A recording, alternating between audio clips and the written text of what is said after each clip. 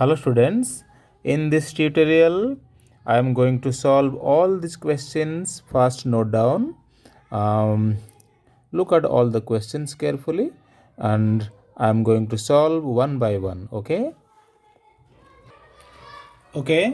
here is the first question. Evaluate the limit. Limit x tends to 0 tan x minus sin x by sin qx. This limit based on trigonometry. Using trigonometric identity, this question can be solved. So, first of all, simplify. This is sin x, sin qx. So, change tan x into in the term of sin x by cos x minus sin x and sin cube x. Okay, just simplify. Limit x tends to 0. Here I am taking LCM of cos x. This is sin x minus sin x into cos x, and here sin x qx. Okay, so limit x tends to 0 simplify करना है sine x minus sine x into cos x by cos x into 1 by sin cube x can be written as here sin cube x. Okay, जितना हो पाए simplify करें इसको, फिर जहाँ पर आइडेंटिटी यूज होना है फिर अपना आप हो जाएगा. Taking out sine common, sine X common, so 1 minus cos X और नीचे आपका cos X and sine cube X. Sine X यहाँ पर कैंसल्ड आउट, एक साइन एक्स हो जाएगा. Remaining limit x tends to 0, 1 minus cos X, यहाँ पर एक cos X and sine square X. Okay, अच्छा, अब आते हैं कुछ याद करते हैं. हमारा आइडेंटिटी क्या है याद करो. 1 minus cos x, 1 minus cos 2x बताया था. 1 माइनस कॉस 2x क्या है ना, 2 sine square x by 2 identity है. So 1 minus cos x is equal to, sorry, यहाँ पर 2 साइन स्क्वायर x, तो 1 माइनस कॉस x जब हो जाएगा 2 साइन स्क्वायर x बाई 2. ठीक है, ये भी है. और आपको ये बता रखा हूँ sine 2x is equal to 2 sine x cos x. अगर ओनली साइन x तो half of an angle 2 sine x by 2 and cos x by 2. By using these two identity, this question can be solved. ध्यान रखना, this question can be solved. ठीक है, so limit x tends to 0, 1 minus cos x to sin square x by 2. cos x तो cos x है. Sine square x की जगह मैं put कर रहा हूँ 2 sine x by 2 cos x by 2 का whole square. Okay, so limit x tends to 0, 2 sine square x by 2 x by 2. इस होल स्क्वायर को अगर मैं ओपन करता हूँ तो 4 sign square x by 2 and also cos square x by 2. सो इसमें कोई लिमिट का कोई आइडेंटिटी आपका ट्रिगोनोमेट्रिक थ्रू हो रहा है. ठीक है, so sine square x cancelled out और एक 2 से यहाँ पर काट दिया 2, तो क्या रह गया. सो 1 बाय कॉस एक्स इंटू एक 2 भी है और कॉस स्क्वायर एक्स बाई 2. ठीक है, अच्छा, सो अगर मैं लिमिट अप्लाई करता हूँ, अब लिमिट अप्लाई कर देता हूँ 1 bye twice cos zero, cos के लिए जीरो का कोई डर नहीं है, यहाँ पर भी कॉस 0/2, ये भी जीरो, कॉस 0 इक्वल टू 1, यानी 1/2 into 1 this equal to 1/2. Okay, so this is the first question. Wait for next question. Okay, next one. Limit x tends to pi/2 1 minus sign x by cos x. अगर pi/2 put कर दूंगा ये 0/0 form में आ जाएंगे. ठीक है, तो इसलिए हम कुछ सोचेंगे क्या करेंगे. देखो, जब आपको बताया था x टेंस टू 0 के अलावा ऐसे कुछ फॉर्मेट में देता है, तो इसका लिमिट को चेंज करने होते हैं, मतलब वेरिएबल को चेंज करने होते हैं. देखो कैसे करोगे. आपको मैंने सिखाया था कि यहाँ पर जो दे रखा है ना x टेंस टू pi/2, आप ऐसे सपोज करो, जो भी दे रखा होगा x माइनस pi/2, यहीं से देखना है, x माइनस pi/2 को मान लो कुछ और टर्म मान लो y. देखो इक्वेशन क्या बन जाएगा ना, x equal to pi/2 plus y. अब देखो बिल्कुल सेट हो जाएगा. एक बात ध्यान रखना, मैं वेरिएबल को चेंज करना चाह रहा हूँ. If x tends to pi/2 then x tends to pi/2, थोड़ी देर के लिए इक्वल मान लो. x अगर pi/2 के इक्वल है, यहाँ अगर pi/2 पुट कर दूंगा तो y टेंड्स टू 0. मैं क्या करना चाहता हूँ. देखो मैं इसका वेरिएबल को चेंज करना चाहता हूँ. पूरा x y की टर्म में कन्वर्ट हो जाएगा. सबसे पहले limit x tends to pi/2, this means y tends to 0. If x tends to pi/2, then y tends to 0. So 1 minus sine of x equal to pi/2 plus y. cos x की replace में pi/2 plus y. ठीक है, trigonometry का formula आपके सामने आ गया. ध्यान से देखो, sine 90 plus theta second quadrant, वही साइन थीटा बन के रहेगा साइन वाई. बट कॉस क्या हो जाएगा, माइनस हो जाएगा. pi/2 में ट्रिगोनोमेट्रिक चेंज होता है और क्वाड्रेंट को फॉलो करो. सेकेंड क्वाड्रेंट में कॉस नेगेटिव है, तो माइनस ऑफ साइन वाई. ठीक है, अब सिंपल से फॉर्मूला अप्लाई हो जाएगा. लिमिट y टेंड्स टू 0, अभी आपको सिखाए थे 1 माइनस साइन थीटा. अच्छा, this is cos, sorry this is cos. तो 1 minus cos y, this is 2 sine square y/2 minus sine y. पिछला क्वेश्चन में देख लेना, 2 sign y/2 and cos y/2. सो थोड़ा सा सिंप्लीफाई हो जाएगा. Limit y tends to 0, sine square y/2, यहाँ पर एक कैंसिल हो गया, 2 कैंसिल हो जाएगा, ऊपर रह गया साइन y/2, नीचे आपका कितना है, minus of cos y/2. This is limit y tends to 0 minus of tan y/2. अब लिमिट पुट कर दो, कोई बात नहीं, 0/2 0, tan 0 इक्वल टू 0, कोई बात नहीं, 0 is the answer. Okay, so next one. This question based on exponential function e to the power tan x minus 1.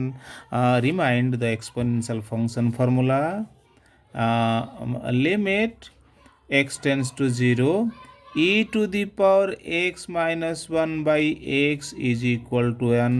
Remind, this is the one of the formula. And limit x tends to 0, tan x by x, this is also 1.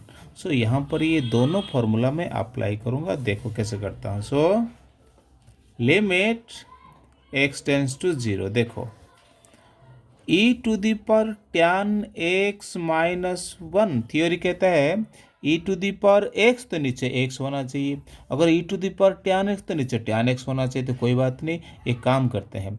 सो अगर मैं यहाँ पर tan x apply कर दूंगा, यहाँ पर tan x कर देता हूँ. तो यहाँ पर मैं टैन एक काम करता हूँ, यहाँ पर भी टैन एक्स मल्टीप्लाई कर देता हूँ, ठीक है। अच्छा, तो पहले से मेरे पास क्या है, पहले से मेरे पास 3x है, तो इसके नीचे पहले से 3x है, ठीक है। अच्छा, इसका काम तो फिट हो गया, इसकी काम तो फिट हो गया। ये आपका क्या है, ये आपका हो जाएगा क्या है, ये 1 हो गया, क्योंकि e⁻x tan x जो भी है ये 1 हो गया, बाकी यहाँ रह गया। अच्छा, so limit x tends to 0 e⁻ tan x -1 tan x ये है। अच्छा, और इसके साथ में भी लिमिट अप्लाई कर दो, तो लिमिट tan x और x tends to 0 by 3x, कोई बात नहीं, यहाँ पर x रख लो और 3 को यहाँ बाहर निकाल दो, तो इसका मतलब क्या हो जाएगा, ये भी आपका 1 हो गया। इसका मतलब 1 1 और दिस इक्वल टू 1/3, तो answer is 1/3। Okay, look at the next one. f of x equal to 5x - 4 4x³ - 3x। x क्या है, 0 less than x less equal to 1। इस टाइप का क्वेश्चन देख के बच्चे थोड़ा परेशान होते हैं। ये सबसे इजी क्वेश्चन है, हाँ, this is basic for class 12। Okay, तो मैंने एक काम करता हूँ, एक नंबर लाइन ड्रॉ करके क्वेश्चन को इजी कर लेता हूँ। देखो, जो यहाँ पर कुछ लिमिट्स बाउंड्री दे रखा है, x जो है, x बीच में है, वो किस किस के बीच में है, 0 से 1 है और 1 से 2 है। मैं डिवाइड कर दिया। ध्यान से क्वेश्चन को देखो कि f of x equal to 5x - 4 है पहले, कब, when x is more than 0 and less than 1। इसका मतलब यहाँ से यहाँ तक के बीच में आपका जो फंक्शन है वो आपका 5x - 4, फंक्शन आपका 5x - 4 तब है जब ये 0 से 1 के बीच में है। तो फिर आगे 1 से 2 के बीच में अगर है तो आपका फंक्शन क्या है, 4x³ - 3x। मान लो एक फंक्शन के चैप्टर में ग्राफ ड्रॉ करने की बोला होता, तो अगर हम 0 से 1 के बीच में टेबल बनाते, कोई वैल्यू लेते तो यहाँ पुट करते, 1 से 2 के बीच में यहाँ पुट करते। अब यहाँ पर क्या है ना, find the limit x tends to 1। x tends to 1 मतलब x की हम क्या करेंगे, जो हम लेफ्ट हैंड लिमिट की बात करेंगे ना, तो very left to 1 and right to 1। जब मैं लेफ्ट टू 1 की बात करूंगा तो मेरा ये फंक्शन दिख रहा है कि 1 से छोटा होते ही तो यहाँ पहुँच जाऊंगा, 1 से ज़्यादा होता है तो यहाँ पहुँच जाऊंगा। तो लेफ्ट हैंड लिमिट में कैसे लिखते हैं, देखो, लिमिट यहाँ दे रखा है कि x टेंड्स टू 1 फाइंड करना है, तो 1 से लेफ्ट मतलब क्या करूंगा, x टेंड्स टू 1 नेगेटिव मतलब लेस देन 1। 1 नेगेटिव का मीन्स लेस देन 1। तो लेस देन 1 में फंक्शन क्या है, 5x - 4। ये LHL है। अगर मुझे RHL एक साथ नहीं लिखना है, मैं बता देता हूँ, RHL है तो कैसे लिखोगे, limit x tends to 1 positive मतलब just more than, very close right to 1, very close left to 1। तो राइट अगर मैं 1 की प्लस कर दूंगा, देखो 1 से प्लस होते ही तो ये क्या हो जाएगा, ये 4x³। सबसे आसान क्वेश्चन है, कुछ दिमाग नहीं लगना, ध्यान रखना, बस 2 स्टेप सीखना कैसे लगते हैं। देखो, अब 5 से मैं x की जगह तो 1 नहीं पुट करूंगा, लेस देन 1 मतलब 1 से थोड़ा सा लेस करूंगा, h लिख दिया। h स्टैंड्स फॉर h क्या होता है ना, h जो है वेरी क्लोज टू 0 मतलब इतने छोटा है, 1 - h बहुत ही छोटा वैल्यू, मैंने 1 तो नहीं पुट कर सकता, तो 1 से थोड़ा सा स्मॉलर वैल्यू पुट करूंगा, तो कोई बात नहीं, तो लगभग 0 के बराबर है ये, तो अगर पुट कर दूंगा तो कितना हो जाएगा, 5 - 4 दिस इक्वल टू 1। देखता हूँ RHL में क्या होता है ना, लिमिट अब 4 है, 1 के रिप्लेस में 1 + h³ minus thrice of 1 + h क्या है ना, h टेंड्स टू 0। एक बार पुट कर दो, ये अगर 0 हो गया तो कितना हो जाएगा, 4 × 1 का क्यूब -3 1 प्लस 0, तो कुल मिलाकर फिर हो गया क्या है 4 minus 3 equal to 1।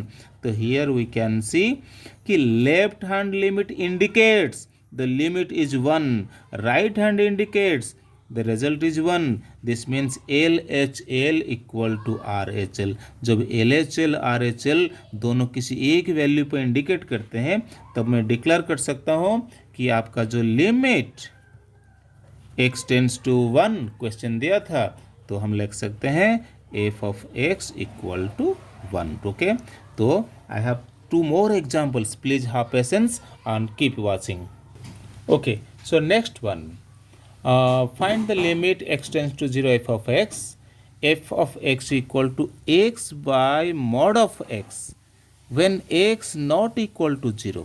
when x is not equal to 0, this means not equal to 0 मतलब हो सकता है मोर देन 0, हो सकता है लेस देन 0। तो वही तो बात है, जो बोलता है कि लिमिट x टेंस टू 0, तो हम क्या फाइंड करते हैं LHL में, हम LHL में find limit x tends to less than 0 means 0 negative. तो 0 नेगेटिव के लिए वही फंक्शन का यूज कर सकते हैं।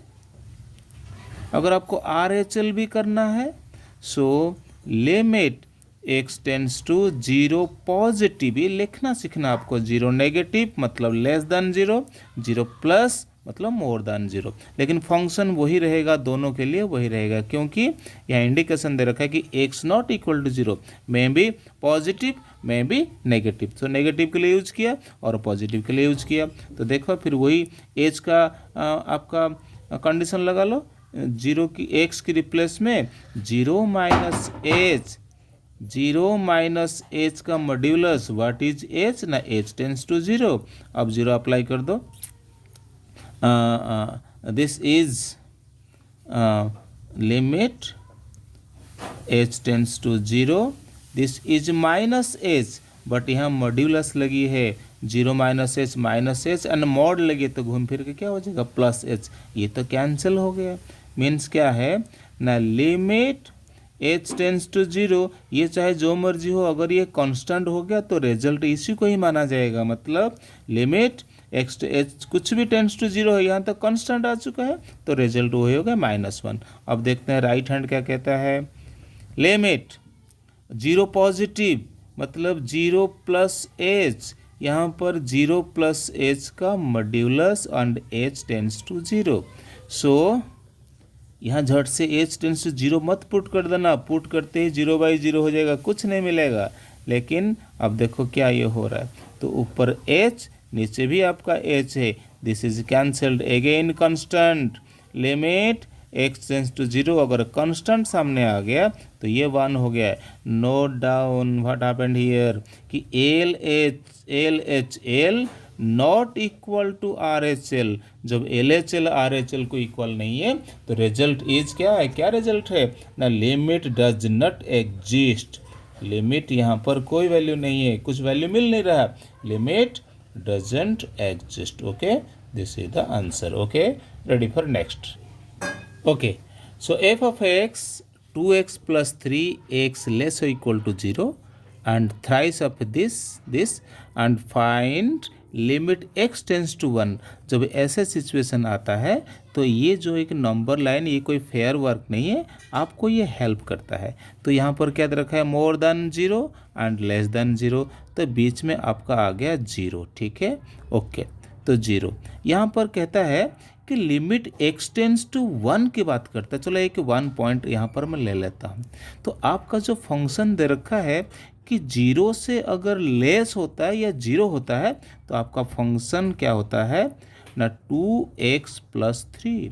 इफ मोर देन 0 तो आपका फंक्शन होता है थ्राइस ऑफ x प्लस 1। ध्यान रखना, जनरली हमारा आदत है कि LHL इसको लेना है, RHS इसको लेना, नो, यहाँ पर वो बात नहीं है। कहता है कि लिमिट x टेंस टू 1, और 1 मतलब जो L1 की LHL की बात करते हैं 1 से थोड़ा सा नज़दीक है, बहुत ज़्यादा दूर नहीं जाना है, और 1 से आगे है। अच्छा, इससे थोड़ी सी नज़दीक आते ही तो आप तो इससे टकराओगे, इसका मतलब लेस देन 1 के लिए यही फंक्शन है। जब ये मोर देन 0 के लिए पूरा यही वाला फंक्शन है, मोर देन 0 के लिए यही वाला फंक्शन है, तो इधर के लिए तो यही होगा। आप कहोगे ये भी तो लेस देन 1 के लिए है, लेकिन हम इतना पीछे क्यों आएंगे, जो 1 से थोड़ा सा लेस है, तो इसका मतलब LHL के लिए इसी को यूज़ करेंगे, RHL के भी उसी को यूज़ करेंगे। इस क्वेश्चन का इंपॉर्टेंस वही है। तो LHL limit x tends to 1 negative, तो थ्राइस ऑफ x प्लस 1। फिर अगर मैं RHL की बात करूं, सो लिमिट तो x टेंस टू 1 पॉजिटिव, ये भी दिस। ठीक है, तो जल्दी जल्दी कर लेते हैं।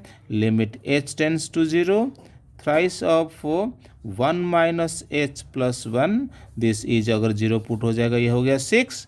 सो limit h tends to 0, so 3 1 plus h plus 1, इसमें भी वही 0 पुट हो जाएगा, ये भी 6 है। तो here we got LHL equal to RHL equal to 6. Therefore, limit x tends to 1, f of x equal to 6. This is the result. Okay. Okay, next one. F of x equal to mx square plus n, x less than 0, nx plus m 0 less और equal to this, इसको limits दे रखा है। मैंने इस question नीचे क्या लिखा है, for what value of M and N क्या हो सकते हैं, does limit x tends to 0 and limit x tends to 1 exist. इसका मतलब हमें कुछ फाइंड नहीं कर रहा है, ये भी एग्जिस्ट करता है, ये भी एग्जिस्ट करता है, पहले से बता दिया। तो अगर एग्जिस्ट करते हैं तो ये एम और एन के बीच में क्या रिलेशन हो सकता है, वो क्या वैल्यू हो सकता है, चलो बारी बारी की फाइंड करते हैं। For case one limit x tends to 0 f of x, ये फाइंड करने जा रहे हैं। तो इसके लिए मैं अगर LHL लिखूँगा तो limit x tends to 0 negative के लिए m x square plus n। ठीक है, तो थोड़ा सा मैं जल्दी कर रहा हूँ, एच का कंसेप्ट नहीं लिख रहा हूँ, अगर आप लिखूँगा तो क्या हो जाएगा, घूम फिर के ये ओनली n हो जाएगा। ठीक है, so RHL limit x tends to 0 positive क्या आ जाएगा, वही n x plus m 0 positive, यही वाला फंक्शन हो जाएगा। अगर मैं 0 h टेंस टू 0 लेके पुट करूँ, थोड़ा जल्दी कर रहा हूँ, तो ये हो जाएगा आपका m। तो पहले से दे रखा है कि लिमिट एग्जिस्ट करता है, तो इसका मतलब सेंस लिमिट एग्जिस्ट, तो हम एक नतीजे में पहुंच रहे हैं कि m इक्वल टू n। ये कहता है कि m इक्वल टू n। देखते हैं केस 2 क्या कहता है। केस 2, ठीक है, अच्छा, केस 2 कहता है कि limit x tends to 1 f of x, ये भी एग्जिस्ट करता है। चलो फिर इसका LHL लिखते हैं। तो limit x tends to 1 negative, फिर 1 नेगेटिव वही वाली बात आ जाएगा, this equal to 1 negative n x plus m, समझते हो ना, 1 नेगेटिव मतलब 1 से छोटा, यही वाला फंक्शन है। तो यहाँ पर अगर मैं क्या पुट करता हूँ, लिख लेता हूँ उसको, एच की कंसेप्ट में यहाँ भी लिखना था, आपको समझ में आ चुका है पीछे, तो एच आप लिख सकते हो। तो n 1 minus h plus m, तो एच टेंस टू 0, तो अगर 0 हो भी जाता है ये, इसको 0 पुट कर दूंगा, तो ये n प्लस एम। तो RHL limit x tends to 1 positive के लिए n x q plus m। ठीक है, this equal to limit h tends to 0, तो n 1 plus h plus m, 0 कर दूंगा तो ये कितना हो जाएगा, m प्लस n। तो लिमिट तो एग्जिस्ट करता है, तो मैं लिख सकता हूँ कि यहाँ पर क्या है, n plus m is equal to, यहाँ पर भी तो वही n प्लस n। ये दोनों केस को ध्यान से देखो, क्या नतीजे में पहुँचता है, 2 क्वांटिटी का सम, फिर वही 2 क्वांटिटी का सम, ये भी बराबर है। तो इसका मतलब इन दोनों को फ्रॉम 1 and 2 अगर मैं कंपेयर करता हूँ, मैं एक ही नतीजे में पहुँचूंगा क्या है ना, m इक्वल टू n, मतलब ये चाहे कुछ भी इंटीजर है दोनों बराबर है, वही रिलेशन है। क्योंकि यहाँ कहता है कि m इक्वल टू n, ये कहता है m प्लस n, जब ये दोनों बराबर होंगे तभी तो दोनों का सम दोनों तरफ से इक्वल है, तो इसका मतलब m equal to n। Okay, thanks for watching. ठीक है, ध्यान रखना और इसको लिखते रहना। ओके बच्चे।